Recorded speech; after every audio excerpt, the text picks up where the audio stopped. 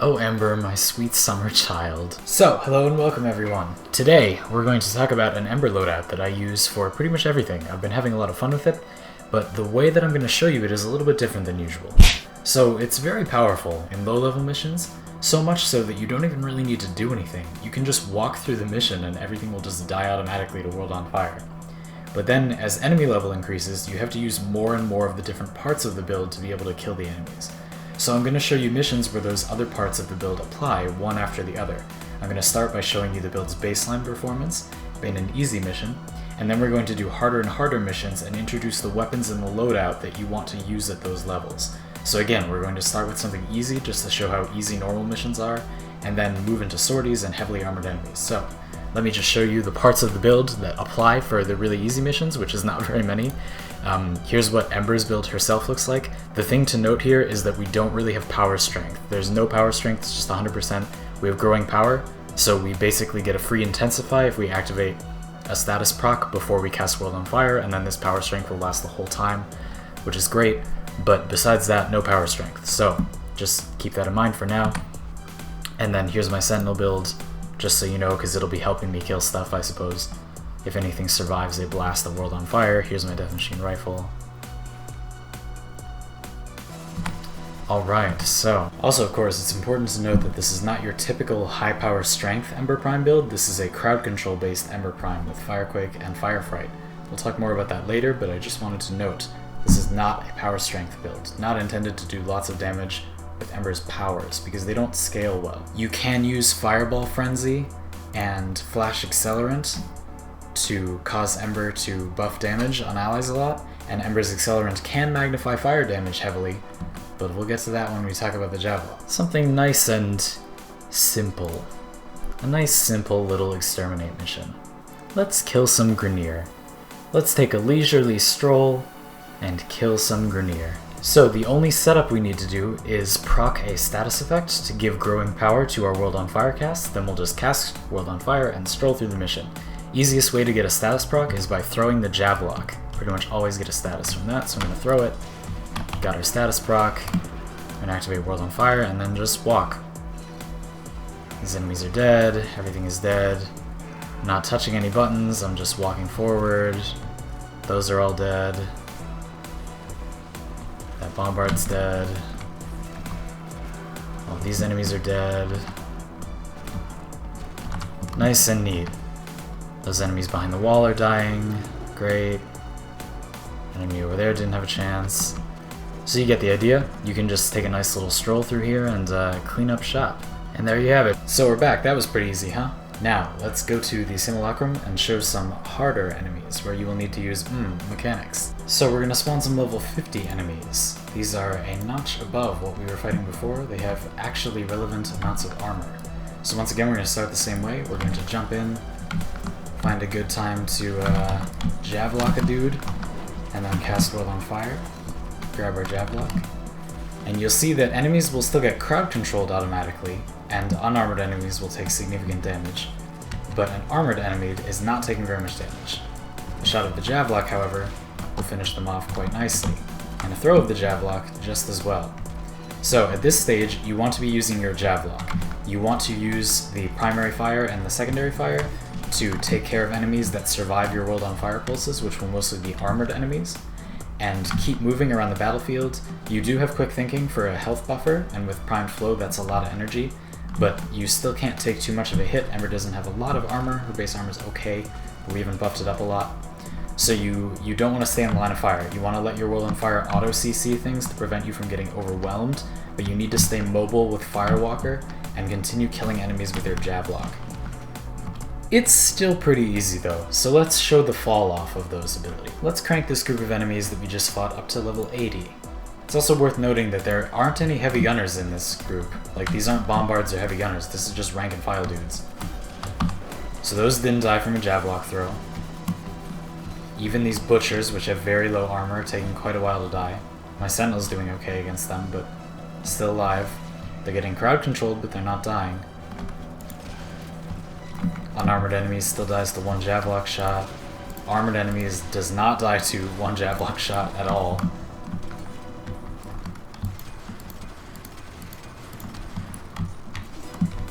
As you can see, it took basically the whole magazine and a throw to kill one armored basic enemy, because heat is not good at killing these kinds of enemies, and because we don't have a lot of damage. This Javlok is okay damage, of course, but besides the criticals, if we manage to get a headshot, and the heat procs, which do nice damage over time, we're not really able to kill these enemies in a timely manner with the weapons that we have been using so far. So, let me show you the Javlok build that I'm using at the moment, just for reference.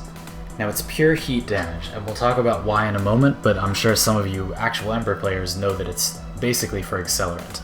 Accelerant will magnify heat damage you do, and this is a good critical weapon. Well, an okay critical weapon that's a little inconsistent.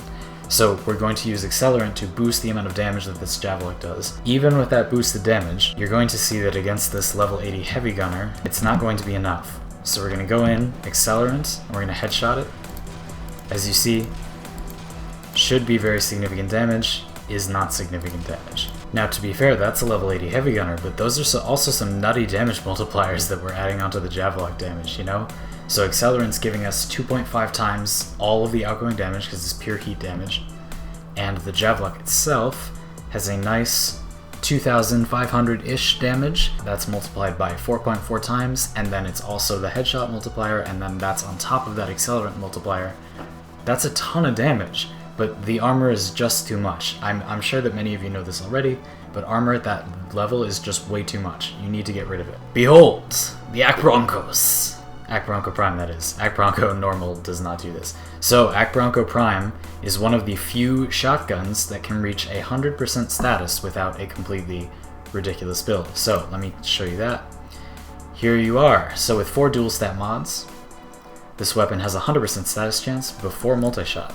And it is a shotgun type weapon, which means that every pellet will deal a status effect. That is how status effect 100% works on shotguns. So I've added a little bit more toxic damage to weight us more towards corrosive, and this weapon will do excellent armor stripping. So let's go back and try that again.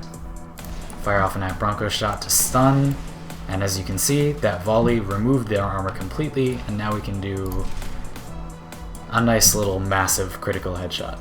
Now, of course, heat does extra damage to unarmored enemies, so once your Akbroncos have completely stripped enemy armor, your Javlok's heat damage that was normally inhibited by armor before will be doing massive bonus damage. Not only is the armor not inhibiting your critical headshot accelerant nonsense, you also have a bonus against flesh, because it is heat damage. This is one of Ember's strengths. Heat is one of the best elements to use against unarmored targets, and Ember has the ability to magnify heat damage. That's very strong if you can remove armor. So having a weapon that can remove armor just sitting in your pocket, pretty strong. But now, of course, we have to take it to the limit. Let's go up to 115, the highest level I have access to at the moment, and see if our good old Akbronco Prime and Javlok combo will be enough to take care of this enemy. First of all, you'll note that with this enemy's increased armor, that is now not enough to strip it all. But a couple of critical Javlok headshots, and it's still dead. Glorious. Now I know what you're thinking. Zandy Pants, that is too slow. There's no way you're going to be able to do that in a real fight where there are like 8 heavy gunners. 8 level 80 heavy gunners, there's no way you're going to be able to crowd control them all with the Akbroncos. Well, you're completely right, which is why we have something else. The Claws. As you can see, because of World on Fire and Firequake, these enemies are basically permanently stunned, and we can use our epic claw finisher to decimate their health. Absolutely decimate their health. They will bleed for huge numbers, take massive viral damage, and be eliminated in seconds. That's right, Ember, good old squishy Ember, can go toe-to-toe with 8 level 80 heavy gunners with ease with her mighty claws. If you want to BM them a little bit, you can just Javlok them in the crotch, give them a little bit of armor strip. Oh yeah, that's right. And there you have it, smooth as silk. So as you can see, if there are a reasonable number of enemies, even if they are very high level, we can deal with them by using World on Fire's Firequake stun along with the Ripkas. So the Ripkas are a very interesting weapon that I personally like a whole lot. They have a very strong ground finisher that does multiple hits and has an exclusive mod Prone means like when they're on the ground. So it increases damage by 90% and gives you some status chance when you attack a enemy on the ground, i.e. with a ground finisher. It actually works if you don't do a finisher, but that's where we're getting our big damage.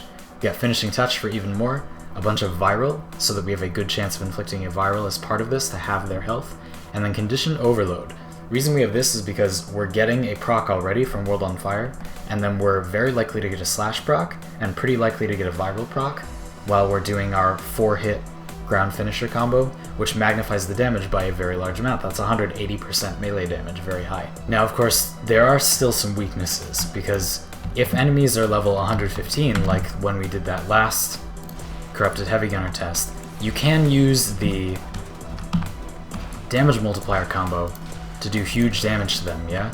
You can strip most of their armor and then use Accelerant and the Javlok's critical headshots and still do very high damage to them. But that was to one enemy, and we really do need to do that. Using the ground finisher claws combo is not going to work on enemies with that much EHP. And the other weakness of this build would be a large number of enemies. So we're going to spawn some weaker heavy gunners, but there's going to be 20 of them. So as you can see when we're running around, as long as we're near some, they get knocked down. But World on Fire does not target enough enemies to keep all of them on the ground.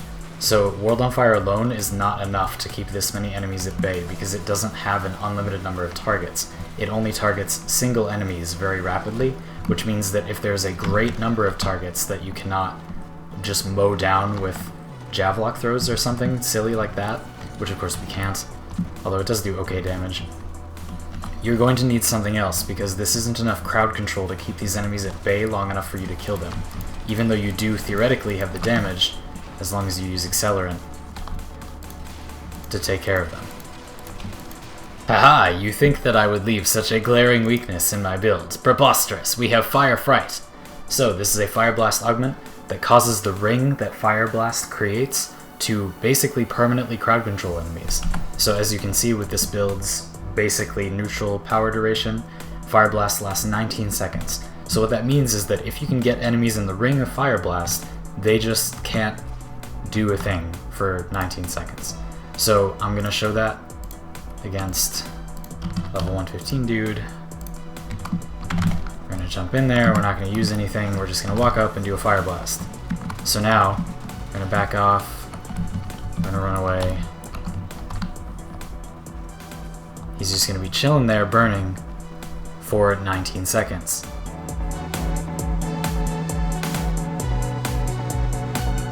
Pretty adequately long crowd control, no? And then you can just do it again, because Fire Blast costs very little energy with this build. So you can keep enemies basically permanently stunned with this, and then you have plenty of time to shoot them with your Akbroncos and remove an adequate amount of their armor so that you can finish them off with a crazy Javlok headshot critical multiplier thing.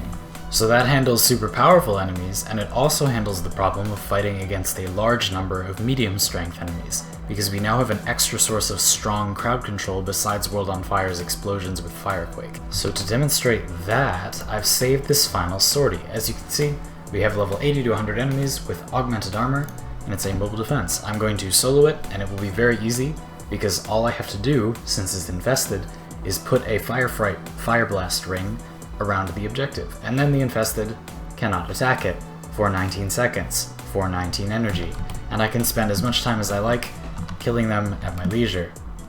Now of course at this level the extra power strength from growing power doesn't really matter, so don't worry about activating a status proc first, just go ahead and use it.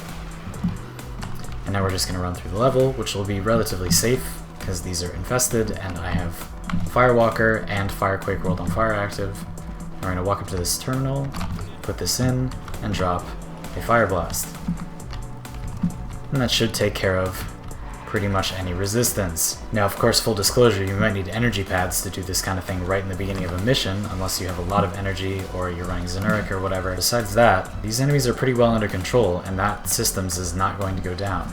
In fact, if I had longer power duration, I could probably just leave. And in the event that there are enemies that you'd like to kill, like say a Toxic Ancient or an Ancient Healer, you can Bronco them, do your good old Javlok combo, do tons of heat damage, and take care of them. Let's go ahead and go to the next one. and proceed at our leisure. Aha, the next terminal, glorious. We will establish our fire rings. This number of enemies is going to be hard to deal with the weapons I've provided, but you don't have to kill them for most objectives. I mean, are you really going to do this kind of mission solo anyway? But you can, because you can crowd control them so readily. Now once again, I just want to note, it's not like this is an optimal loadout for doing this kind of mission. I just wanted to point out that it can accomplish it, that this is a build versatile enough to accomplish many things. And this is definitely not a good build for doing this task, but it can accomplish it, it can get it done, because it is very versatile and potent crowd control abilities. Once again, you can kind of just hang out, sort of just chill, maybe take some pot shots at some unsuspecting leapers, and miss horribly. Make sure you keep up your fire blasts on the console, maybe above the console. Make sure everything is nice and toasty, and everything will be just fine, and you can just sort of wait around for the mission to complete.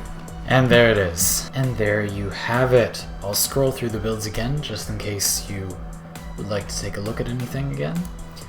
And thank you very much for watching. I hope that you enjoyed this. Firefight and Firequake are really, really strong. Firewalker's great. Also, they all have fire in the name, so that's nice. If you have a suggestion for what you think the last mod on this Javlok should be, I can't decide, so I have not dropped another format in it. We could use Wildfire to get more pure heat damage. Unfortunately, that 20% magazine capacity is going to round down, and we're still only going to get one more shot in the mag, so that's kind of meh, but it might be the best thing. Firestorm exists, maybe. You can put Adhesive Blast on this thing, but it doesn't do anything at the moment. Maybe they'll buff that and it'll do something cool. Here's the Akbronco Prime. Here are the Ripkas. And I hope that you enjoyed all of this. If you have other tricks for an Ember build like this, please let me know. I will be doing more Ember builds in the future because I think that Ember is really strong as a buffer. Thanks very much for watching. See you all next time.